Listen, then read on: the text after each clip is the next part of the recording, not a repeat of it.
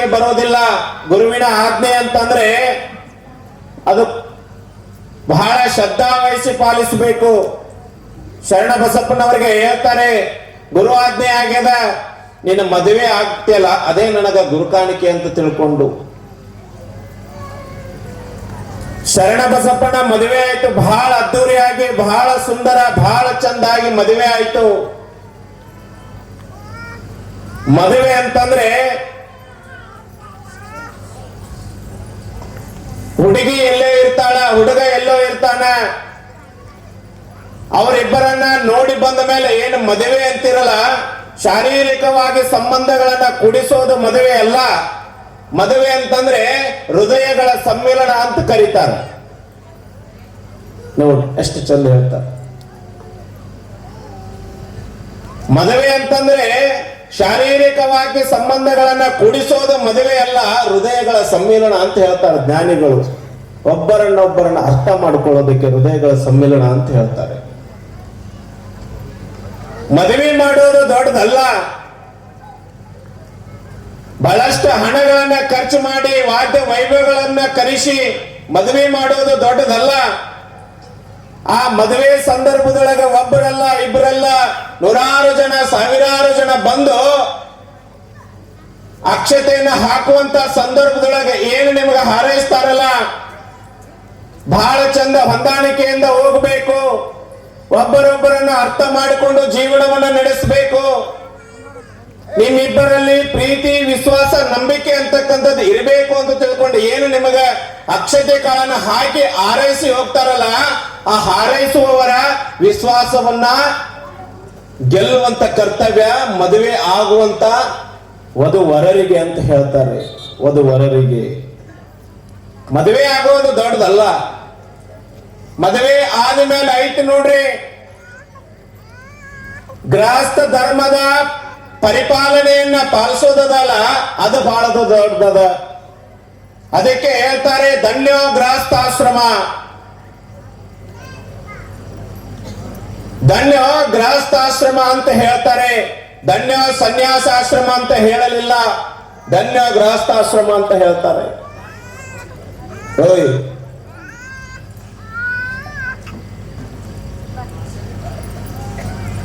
ಧನ್ಯ ಸನ್ಯಾಸಾಶ್ರಮ ಅಂತ ಹೇಳಲಿಲ್ಲ, ಧನ್ಯ ಗೃಹಸ್ಥಾಶ್ರಮ ಅಂತ ಹೇಳಿದ್ರು. ತಂದೆ ತಾಯಿಗಳನ್ನ ಬಿಟ್ಟು ಬಂದಿರ್ತೀವಿ, ಬಂಧು ಬಳಗವನ್ನ ಬಿಟ್ಟು ಬಂದಿರ್ತೀವಿ, ಅಕ್ಕ ತಂಗಿ, ಆಸ್ತಿ ಪಾಸ್ತಿ, ಮನೆ ಮಾರು ಎಲ್ಲವನ್ನ ಬಿಟ್ಟು ಬಂದ್ರು ಕೂಡ ಈ ಪ್ರಪಂಚ ಈ ಸನ್ಯಾಸಿಗಳಿಗೆ, ಸ್ವಾಮಿಗಳಿಗೆ ಧನ್ಯ ಸನ್ಯಾಸಾಶ್ರಮ ಅಂತ ಹೇಳಲಿಲ್ಲ, ಧನ್ಯ ಗೃಹಸ್ಥಾಶ್ರಮ ಅಂತ ಹೇಳಿದ್ರು. ನಿಮಗೆ ಹೇಳಿದ್ರು, ನಮಗಲ್ಲ, ನಿಮಗೆ ಹೇಳಿದ್ರು.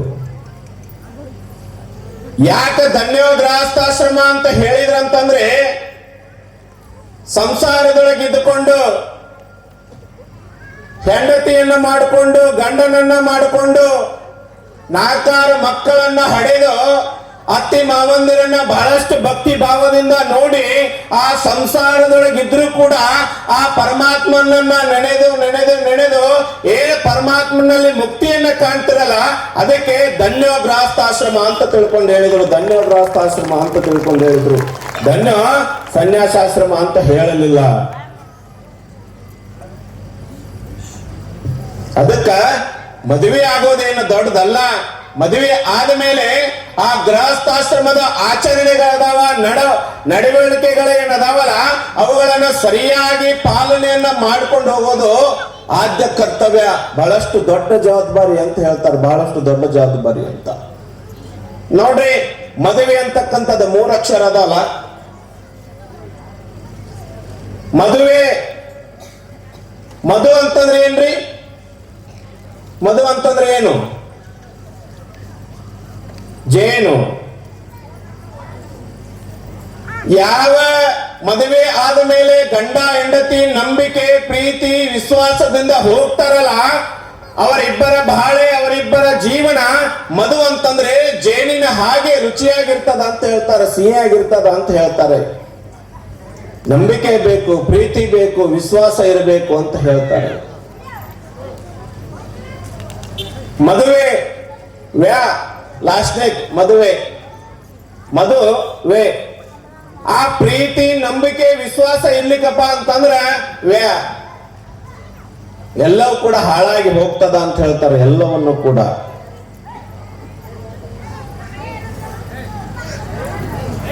ಏನ ಸಂಸಾರದೊಳಗೆ ಇದ್ರೂ ಕೂಡ ಭಗವಂತನನ್ನ ನಡೆದು ಮುಕ್ತಿ ಪಡೆಯೋದಲ್ಲ, ಅದಕ್ಕ ಧನ್ಯಗ್ರಸ್ತಾಶ್ರಮ ಅಂತ ಹೇಳ್ತಾರೆ. ಧನ್ಯಗ್ರಸ್ತಾಶ್ರಮ ಅಂತ ಹೇಳ್ತಾರೆ. ಸಾನಂದಂ ಸುಧನಂ ಸುಧಾಶ್ಯ ಸುದೀನ ಕೌತಾಣ ದುರ್ಭಾಷಿಣಿ ಸನ್ಮಿತ್ರಂ ಸ್ವಯೋಷಿತಿರತಿ ಆಜ್ಞಾಪರ ಸೇವಕ ಆದಿತ್ಯಂ ಶಿವಪೂಜಂ ಪ್ರತಿದಿನೇ ಪೃಷ್ಠಾನ ಸಾನಾಗ್ರಹೇ ಪಾದೋಪಸಂಗ ಮುದಾಪಯಿ ಅಂತ ಹೇಳ್ತಾರೆ. ಸಂಸ್ಕೃತದೊಳಗೆ ಬಹಳ ಅದ್ಭುತವಾಗಿರ್ತಕ್ಕಂಥದ್ದು. ಒಂದು ಮನೆ ಚೆನ್ನಾಗಿ ನಡಿಬೇಕಾಗಿತ್ತಪ್ಪ ಅಂತಂದ್ರೆ ಒಳ್ಳೆಯ ರೀತಿಯ ರುಚಿಯಾಗಿ ಪ್ರೀತಿಯಿಂದ ಮಾತನಾಡುವ ತಾಯಿ ಇರಬೇಕು ಅಂತ ಹೇಳ್ತಾರೆ, ಹೆಂಡತಿ ಇರಬೇಕು ಅಂತ ಹೇಳ್ತಾರೆ. ನೋಡ್ರಿ ಹಂಗೆ ಹೇಳ್ತಾರೆ. ಮಾದಮ್ಮ ಮತ್ತು ಶರಣ ಬಸಪ್ಪನ ಮದುವೆ ಆಗ್ತದೆ. ಬಹಳ ಅದ್ಭುತವಾಗಿ, ಬಹಳ ಚಂದ. ಆ ತಾಯಿಯನ್ನ ನೋಡ್ಬೇಕು. ಮಾದಮ್ಮನನ್ನ ಸಾಕ್ಷಾತ್ ಪಾರ್ವತಿ ಕಣ್ಣಂಗ ಕಾಣ್ತಾಳೆ.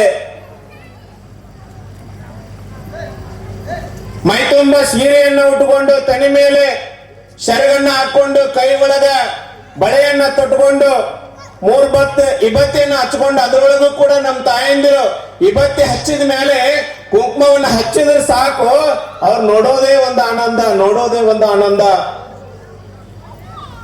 ಆ ಮಾದಮ್ಮನನ್ನ ನೋಡಿದ್ರೆ ಹಳ್ಳ ಗುಂಡಿಗೆ ಒಳಗೆ ಕೈ ಎತ್ತಿ ಮುಗಿತಿದ್ರಂತ. ಏನವಳ ನಡಿಗೆ ನೋಡ್ಬೇಕು, ನೋಡೋಕೆ ಎರಡು ಕಣ್ಣು ಕೂಡ ಸಾಲೋದಿದ್ದಿದ್ದಿಲ್ಲಂತ. ಹಣಿ ಮೇಲೆ ಭಸ್ಮ ಧರಿಸಿಕೊಂಡು ತಲೆ ಮೇಲೆ ಶರಗ ಹಾಕೊಂಡು ಹೊಂಟ್ಲಪ್ಪ ಅಂತಂದ್ರೆ ಸಾಕ್ಷಾತ್ ಪಾರ್ವತಿ ಕಣ್ಣಂಗ ಕಾಣ್ತಿದ್ಲಂತ. ಪಾರ್ವತಿ ಕಣ್ಣಂಗ ಕಾಣ್ತಿದ್ಲಂತ. ಆ ಶರಣ ಬಸಪ್ಪ ಮತ್ತು ಮಾದಮ್ಮನ ಜೀವನ ಹೆಂಗಿತ್ತಪ್ಪ ಅಂತಂದ್ರೆ ಆ ಶರಣ ಹೇಳಿದ ಹಾಗೆ ಸತಿಪತಿಗಳೊಂದಾದ ಭಕ್ತಿ ಹಿತವಾಗಿಪ್ಪದು ಶಿವಂಗೆ. ಬಹಳ ಚಂದ ಜೀವನ ಮಾಡ್ತಿದ್ರು ಅವರು ಮದುವೆ ಆದ ಮೇಲೆ. ಏನವ್ರ ತಾಯಿ ಸಣ್ಣವರಿದ್ದಾಗ ಶರಣ ಬಸಪ್ಪನಿಗೆ ಯಾವ ರೀತಿ ಸಂಸ್ಕಾರವನ್ನ ಕೊಟ್ಟಿರ್ತಾಳಲ್ಲ, ಅದೇ ರೀತಿ ಶರಣ ಬಸಪ್ಪ ತನ್ನ ಮಡಿದಿಗೂ ಕೂಡ ನೋಡು, ನಮ್ಮ ಮನೆತನ ಅಂತಂದ್ರೆ ಗುರುಲಿಂಗ ಜಂಗಮರಿಗೆ ಪ್ರೇಮವಾಗಿರ್ತಕ್ಕಂಥದ್ದು. ನಡವಳಿಕೆ, ಆಚಾರ, ವಿಚಾರ ಎಲ್ಲವೂ ಕೂಡ ನಿನಗೂ ಕೂಡ ಇರಬೇಕು ಅನ್ನುವಂತ ವಿಚಾರವನ್ನ ಹೇಳ್ತಾನೆ ಶರಣ ಬಸಪ್ಪ. ಆ ರೀತಿ ಇದ್ರು ಅವರಿಬ್ರು ಜೀವನವನ್ನ ನಡೆಸ್ತಿದ್ರು. ಅದಕ್ಕೆ ಏನ್ ಹೇಳ್ತಾರೆ, ಪತ್ನಿ ಹೇಗಿರ್ಬೇಕು ಅಂತ ತಿಳ್ಕೊಂಡು ಹೇಳಿದಾಗೆ ರುಚಿಯಾಗಿ ಒಳ್ಳೆಯ ಪ್ರೀತಿಯಿಂದ ಮಾತನಾಡ್ತಕ್ಕಂಥ ಹೆಂಡತಿ ಮನಿ ಒಳಗಿರ್ಬೇಕಂತ, ತಾಯಿ ಮನಿ ಒಳಗಿರ್ಬೇಕಂತೆ.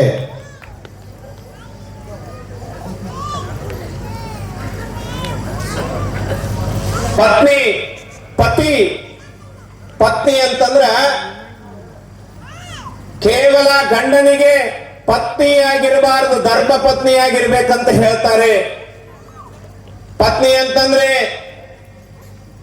ನೀ ಲಂಚಾರ ತಗೋ, ದರೋಡೆಯಾರ ಮಾಡು, ಇನ್ನೊಬ್ಬರಿಗೆ ಕಳತನಾರ ಮಾಡು, ಏನಾರ ಮಾಡು, ಆದ್ರ ನನಗ ಬಂಗಾರ ಬೇಕು.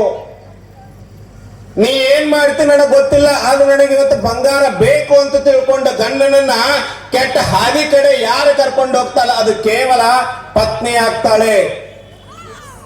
ಪತನದತ್ತ ಕರೆದುಕೊಂಡು ಹೋಗುವವಳು ಪತ್ನಿ ಆಗ್ತಾಳೆ ಕೇವಲ. ಆದ್ರೆ ನಮ್ಮ ಕನ್ನಡ ನಾಡಿನ ಸಂಸ್ಕೃತಿ ಹೇಳ್ತದೆ, ತಾಯಿ ನೀನು ಪತ್ನಿ ಆಗಬಾರದು, ಕೇವಲ ಧರ್ಮ ಪತ್ನಿ ಆಗಬೇಕು ಅಂತ ಹೇಳ್ತಾರೆ. ಧರ್ಮ ಪತ್ನಿ ಆಗಬೇಕು ಅಂತ ಹೇಳ್ತಾರೆ. ಮೈ ಹಿಡಿದು ಹೊಂಟಾನಪ್ಪ ಅಂತಂದ್ರೆ ಅದನ್ನ ಕಂಡು ಹಿಡಿದು ಇದು ನಿನ್ನ ಹಾದಿಯಲ್ಲ, ಅಧರ್ಮದ ಹಾದಿಯದ, ಇದು ಒಳ್ಳೆಯ ರೀತಿ ಹಾದಿಯದ, ಈ ರೀತಿ ನೀನು ಹೋಗ್ಬೇಕು ಅಂತ ತಿಳ್ಕೊಂಡು ಗಂಡನನ್ನ ಯಾ ತಾಯಂದಿರ್ತಿತ್ತಾರಲ್ಲ ಅವ್ರ ಪತ್ನಿ ಅಲ್ಲ, ಕೇವಲ ಧರ್ಮ ಪತ್ನಿ ಅಂತ ಹೇಳ್ತಾರೆ. ಧರ್ಮ ಪತ್ನಿ ಅಂತ ಹೇಳ್ತಾರೆ. ಧರ್ಮ ಪತ್ನಿ ಅಂತ ಹೇಳ್ತಾರೆ. ಹಾಗೆ ಕಲಬುರಗಿಯ ಶರಣ ಬಸಪ್ಪ ಹಾಗೂ ಮಾದಮ್ಮನವರು ಬಹಳ ಅದ್ಭುತವಾಗಿ ಜೀವನ ನಡೆಸ್ತಿದ್ರು. ಕೇವಲ ಪತ್ನಿ ಅಲ್ಲ, ಧರ್ಮ ಪತ್ನಿಯಾಗಿ ಪ್ರತಿನಿತ್ಯಲೂ ಕೂಡ ಗಂಡನ ಜೀವನದ ಒಂದು ದಿನಚರಿಗಳಲ್ಲಿ ಮಾದಮ್ಮ ಭಾಗಿಯಾಗ್ತಿದ್ಲು. ಗಂಡನಿಗೆ ಸ್ನಾನ ಮಾಡೋದಕ್ಕೆ ನೀರನ್ನ ತೋಡ್ತಿದ್ಲು. ಪೂಜೆಗೆ ಬರೋದಕ್ಕಿಂತ ಮುಂಚೆ ಎಲ್ಲ ಧೂಪ ದೀಪಾದಿಗಳನ್ನ ತಯಾರು ಮಾಡಿ ಇಡ್ತಿದ್ಲು. ಶಿವಪೂಜೆಗೆ ತಯಾರು ಮಾಡಿಟ್ಟ ಮೇಲೆ ಆ ಶರಣ ಬಸಪ್ಪನ ಪೂಜೆ ಮುಗಿದ ಮೇಲೆ ತನ್ನ ಗಂಡನ ಪಾದವನ್ನ ನಮಸ್ಕಾರ ಮಾಡ್ತಿದ್ಲು. ನೋಡ್ರಿ ಎಂತ ಸಂಸ್ಕೃತಿ, ಎಂತ ಆಚಾರ ವಿಚಾರ. ಯಾವತ್ತೂ ಕೂಡ ಗಂಡನನ್ನ ಪತನದತ್ತ ಕರ್ಕೊಂಡು ಹೋಗ್ಬಾರ್ದು ಅಂತ ಹೇಳ್ತಾರೆ. ಧರ್ಮದ ಹಾದಿ ಹತ್ರ ಕರ್ಕೊಂಡು ಹೋಗ್ಬೇಕು ಅಂತ ಹೇಳ್ತಾರೆ ಜ್ಞಾನಿಗಳು. ಹೆಂಡತಿ ಒಳ್ಳೆಯ ರುಚಿಯಾಗಿ ಪ್ರೀತಿಯಿಂದ ಮಾತನಾಡ್ತಕ್ಕಂಥ ತಾಯಿ ಇರ್ಬೇಕಂತ ಮನೆಯೊಳಗ. ಒಂದು ಮನೆ ಚೆನ್ನಾಗಿ ನಡಿಬೇಕಾಗಿತ್ತಪ್ಪ ಅಂತಂದ್ರೆ ತಾಯಂದ್ರೆ ಕಾರಣ ಅಂತ ಹೇಳ್ತಾರೆ. ತಾಯಂದ್ರೆ ಕಾರಣ ಅಂತ ಹೇಳ್ತಾರೆ. ಅದೇ ರೀತಿ ಒಂದು ಮನೆ ಹಾಳಾಗಬೇಕಂದ್ರೂ ಕೂಡ ತಾಯಂದ್ರೆ ಕಾರಣ ಅಂತ ಹೇಳ್ತಾರೆ. ಮನೆಯೊಳಗ ತಾಯಿ ಆಗಿರ್ತಕ್ಕಂಥವಳ ಹೆಣ್ಣ ಯಾವ ರೀತಿ ಸಹನೆ, ಆಚಾರ ವಿಚಾರ, ನಡವಳಿಕೆ, ಆಕೆಯ ಮಾತು ಇರ್ತದಲ್ಲ, ಆ ರೀತಿ ಮನೆ ಸಂತೋಷದಿಂದ ಇರ್ತದ, ಸುಖದಿಂದ ಇರ್ತದ ಅಂತ ಹೇಳ್ತಾರೆ. ಅತ್ತೆಯ ಮನೆಯಾಗ